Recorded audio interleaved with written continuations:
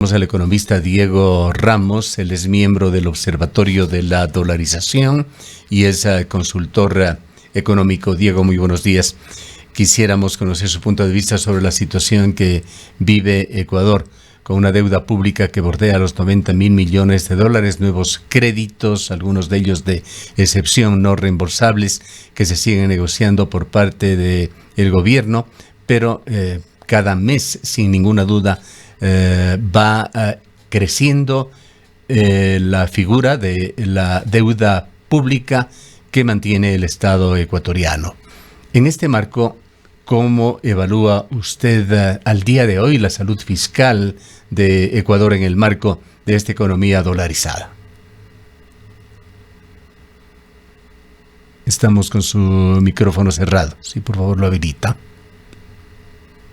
Vamos a ver. Ahora. Parece que es más bien un problema de mis audífonos. Ahora, ¿Ahí adelante. se me escucha mejor? Sí, perfecto.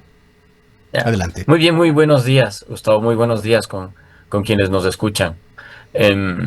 Muy interesante lo que plantean con respecto al endeudamiento del Ecuador. Solamente un par de precisiones antes, ¿no? Es decir, la dolarización sí es un esquema que plantea ciertas restricciones, pero no necesariamente es una pérdida total de la política monetaria ni una camisa de fuerza absoluta con respecto a la política fiscal, ¿no?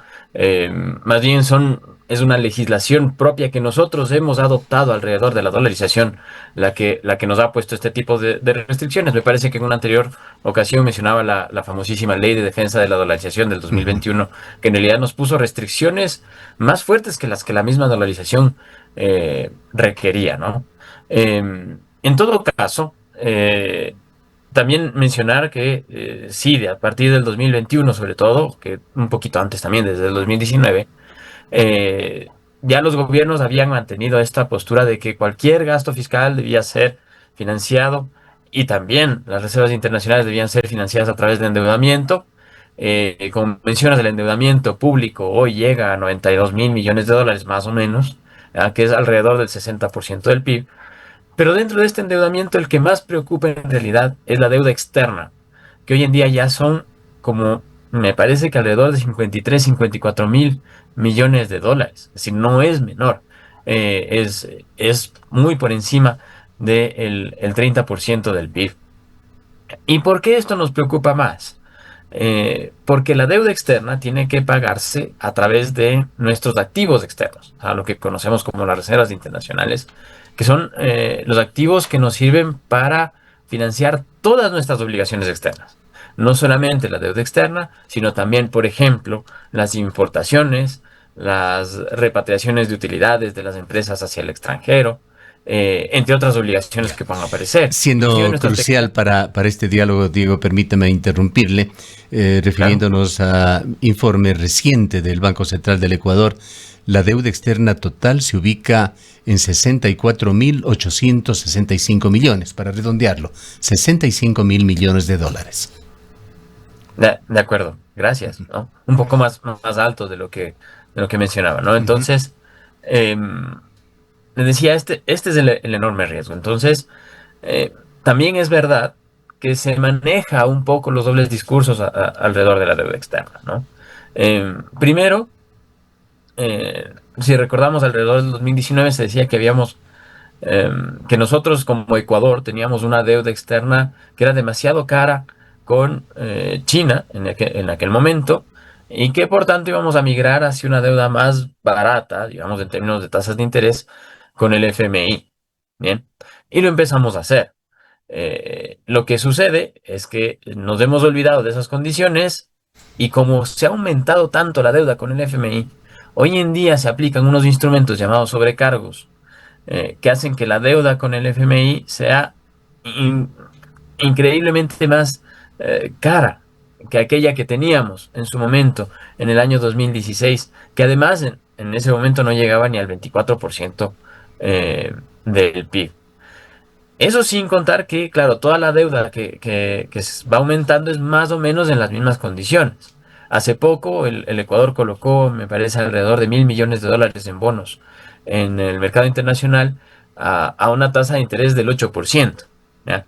Que en su momento, en el 2019, se decía, en el 2017, 2019 se decía que era una tasa de interés impensable en los mercados internacionales y que cómo podía el Ecuador endeudarse. Justamente, insistiendo en la pregunta inicial, una deuda externa del orden de 65.000 billones de dólares, que equivale, si no me equivoco, a un 50% del PIB nacional. ¿Qué significa en cuanto a salud fiscal de Ecuador? Eso significa restricciones externas. Eso significa que eventualmente tendremos que hacer sacrificios para poder cumplir con nuestras obligaciones externas. ¿Qué es lo que nos podemos temer en un futuro? Que haya ciertas restricciones a las importaciones, por ejemplo, o que si no hay esas restricciones a las importaciones, pues haya ciertos incentivos para vender nuestros activos internos hacia agentes externos. En otras palabras, potenciales privatizaciones o potenciales atracciones desmesuradas de inversión extranjera, ¿no? Bajo excusa de que tenemos que cumplir con el pago de la deuda externa. Quisiera también preguntarle cuáles son los principales riesgos que enfrenta la economía ecuatoriana si el gobierno financia gasto corriente con nueva deuda. Recientemente se han publicado algunos artículos en periódicos ecuatorianos en los cuales se señala que el flujo fiscal se sustenta mes a mes en alguna medida en nueva deuda. Es decir, no puede funcionar por sí solo con recursos económicos propios el gobierno. Bueno, de hecho, eso pasa, ¿no? Es decir, vemos el aumento del endeudamiento, pero simultáneamente vemos una reducción significativa y continua de la inversión pública, ¿no? Lo cual, digamos, uno no es abogado ni juez, pero parecería contradecir lo que la misma Constitución dice. La Constitución dice que solamente se puede adquirir deuda para inversión o para mejorar con respecto a las condiciones de la anterior deuda. Y esto no está pasando. Ahora, ¿cuál es el gran riesgo? En teoría, uno adquiere deuda para invertir porque eso le permite aumentar la productividad, aumentar la producción en una suma al menos y para cubrir los intereses de esta deuda, ¿no? Y que la deuda no se convierta en el largo plazo en impagable, ¿ya? Pero si no se está utilizando estos recursos para inversión, no se está aumentando la productividad. Y lo que estamos viendo, no está aumentando el PIB, no está aumentando nuestra producción nacional, ¿ya? Entonces la deuda se convierte cada vez en una carga más pesada. Yo le preguntaría aquí, utilizando su propia Sí, ¿no? reflexión sobre que no se convierta la deuda en impagable, ¿no se ha convertido ya en impagable con semejante cifra, sumando a esto deuda interna? Por ejemplo, el Instituto Ecuatoriano de Seguridad Social mantenía acreencias con el gobierno del orden de 28.000 millones de dólares. Recientemente, un análisis digno de toda credibilidad ya no habla de 28.000 millones, sino de acreencias del orden de 40.000 millones de dólares. Sumados los dos montos, estamos ya redondeando una cifra de 100.000 millones. En- sí, bueno, pero quisiera distinguir estas Sí, dos sí, cosas, porque por le supuesto. mencionaba un poco, ¿no? Claro, hablamos, digamos, en general sobre las presiones fiscales en este caso, pero sí, continúe usted con el tema de deuda externa, esos 65.000 millones de dólares. No, sí, más que nada es esta distinción, esta enorme distinción que no siempre se hace entre esa deuda interna y la deuda externa. A veces uno piensa que el dinero es algo que uno tiene guardado en una bóveda y que por tanto es un producto que se va consumiendo, ¿ya? Claro, de, de, Y el de dinero en coger realidad, nomás, como diríamos coloquialmente. sí, más o menos. Pero el dinero no es un bien de este tipo. No es como las manzanas, no es como la carne, no es como la madera, ¿no? Sino que es más bien un bien que fluye. Y por tanto, un gobierno lo que hace es que fluya este dinero para administrar, para distribuir los recursos como una herramienta. Bien. Cuando es deuda interna, significa que son recursos que de alguna forma el gobierno puede gestionar para que fluyan hacia ciertos lugares y después fluyan hacia otros. Entonces eso no preocupa mucho. Bien. El tema con la deuda externa es Bueno, que son flujos que en aquí realidad un salen del paréntesis. circuito nacional. A los Sí. afiliados y a los jubilados del IES sí les preocupa muchísimo de que siga siendo el IES, por llamarlo así, caja chica del gobierno, que ya no es caja chica, caja grande del gobierno. No, por supuesto, a lo que me refiero es a que de cualquier forma Ujú. tienen que ser honradas esas deudas. Pero una vez que son honradas esas deudas, ese dinero sigue circulando dentro del circuito nacional. Entonces, además, el honrar esas deudas permite incentivar la producción nacional. El problema está en que en la deuda externa, cuando uno envía ese dinero hacia el exterior, ahí sí funciona como un consumible, porque ese dinero no regresa al Ecuador. Entonces no sirve eh, para fomentar la producción ni sigue circulando dentro de manos ecuatorianas. Esa es la gran Claro, distinción, ese digamos. dinero Entonces, va a manos de los acreedores. va a manos de los acreedores y desde el punto de vista del Ecuador es dinero que se pierde, que ya se fue y no regresará más. Bien.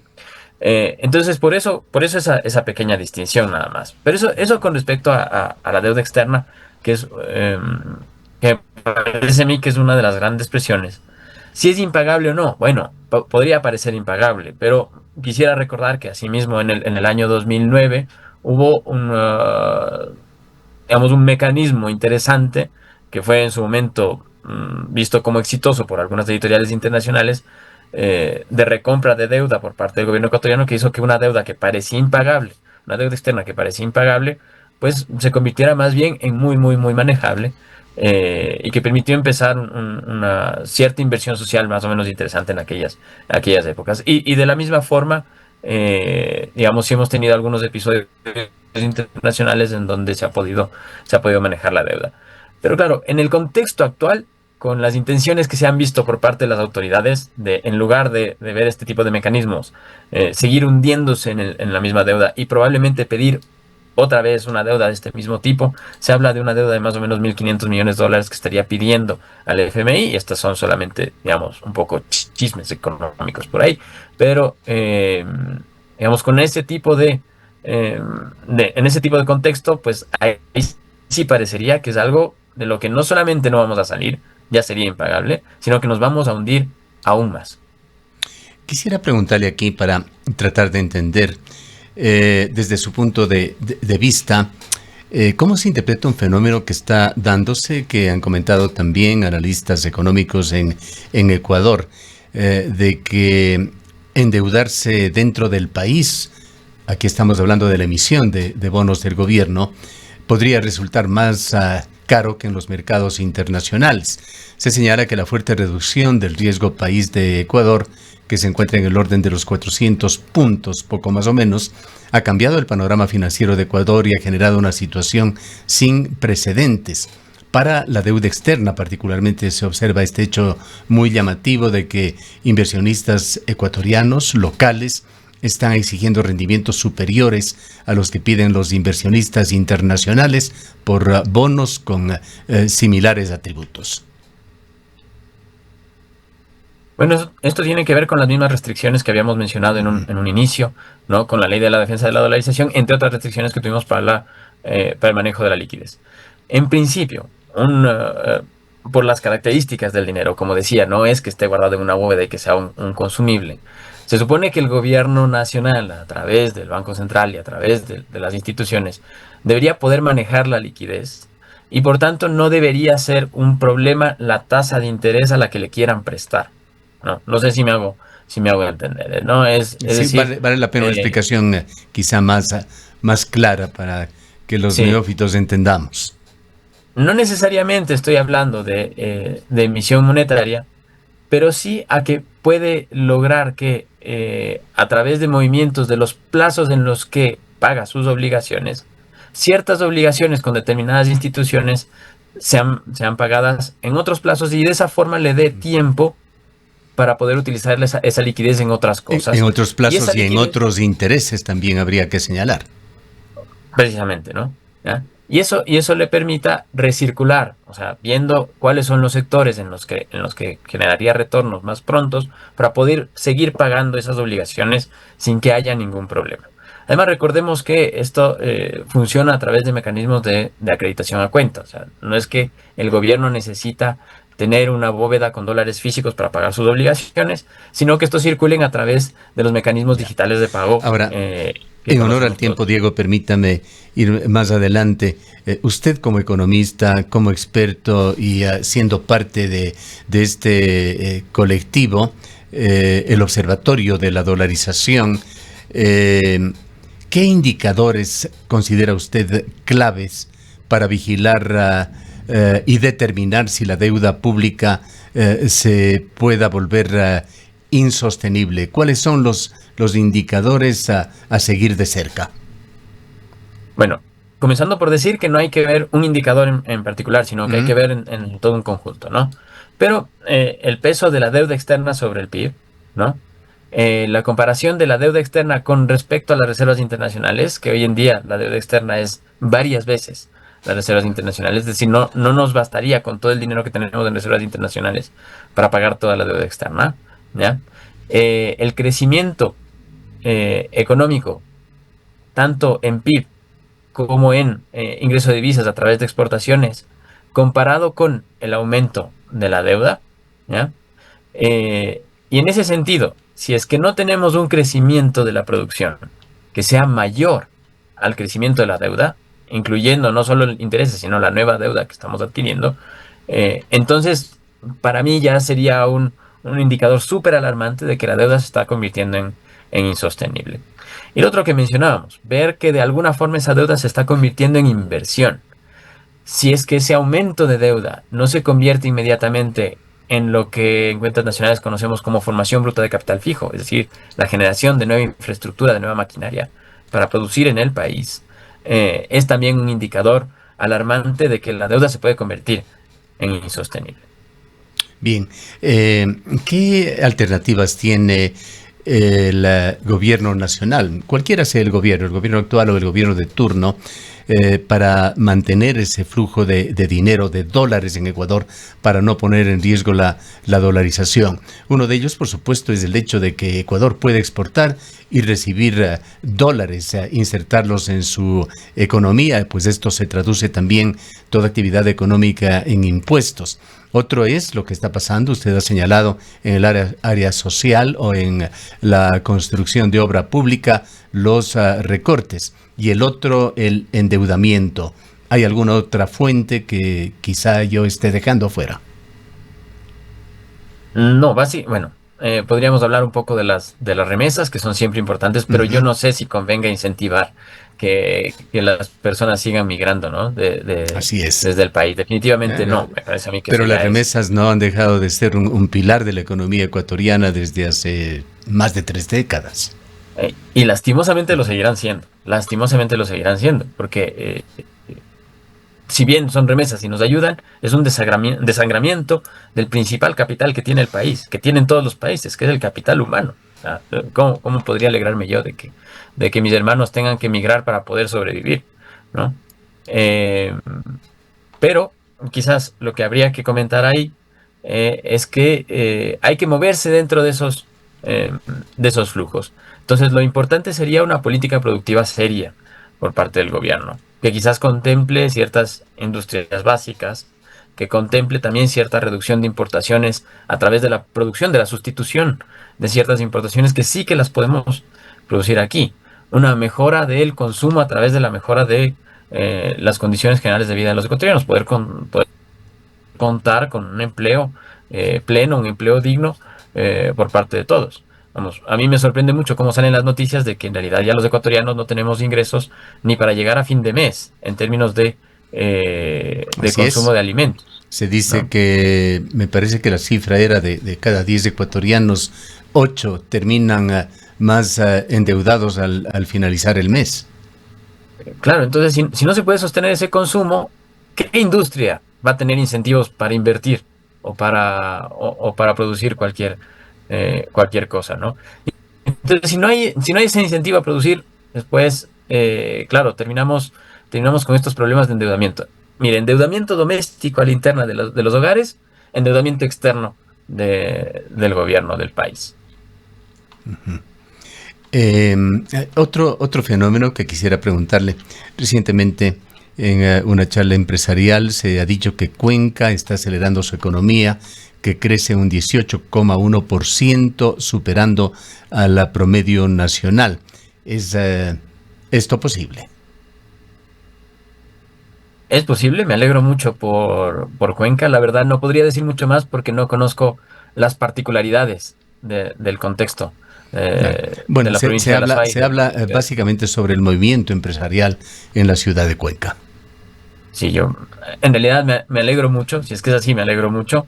Cuenca ha sido tradicionalmente siempre un polo industrial del país, eh, con una cultura empresarial que en realidad yo admiro mucho en la mayoría de casos, ¿no?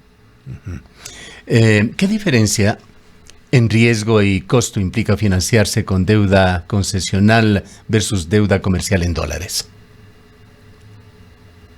Bueno, es básicamente lo mismo en términos de costos, ¿ya?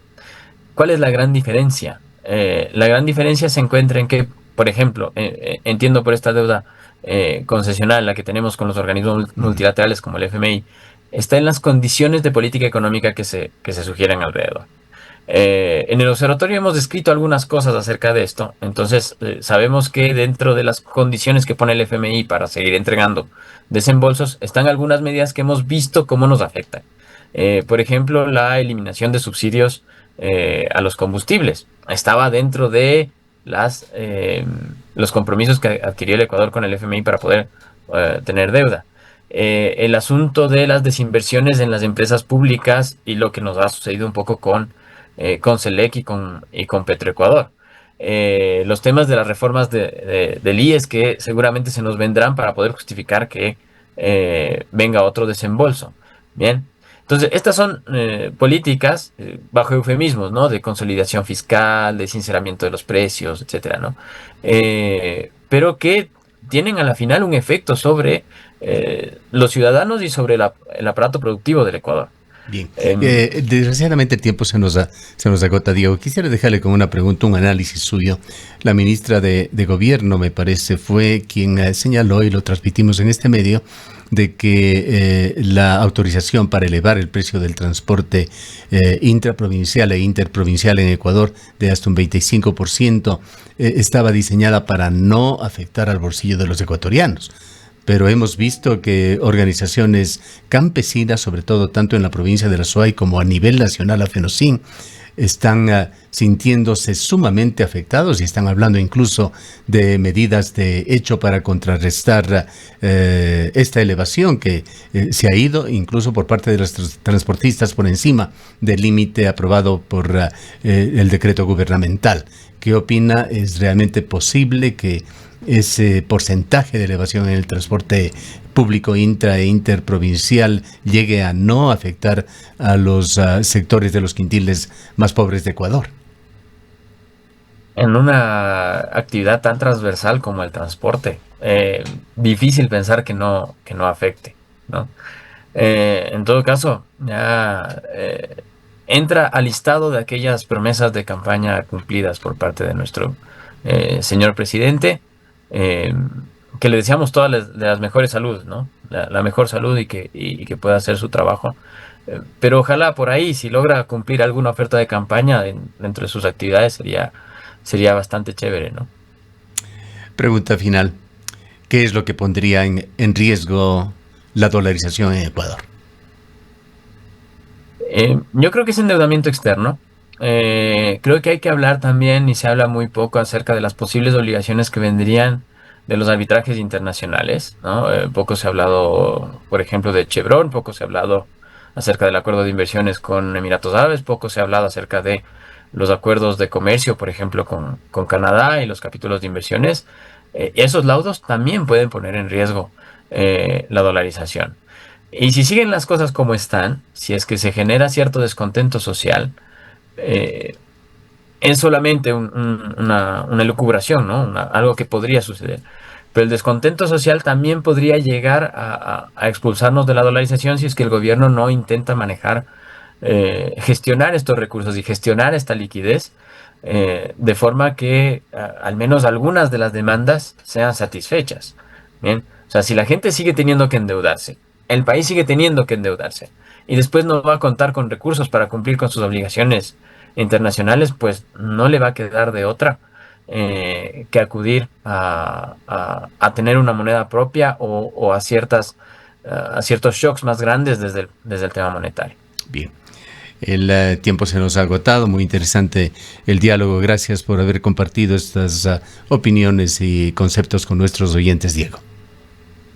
Muchas gracias a usted, Gustavo, y gracias a todos los que nos escuchan.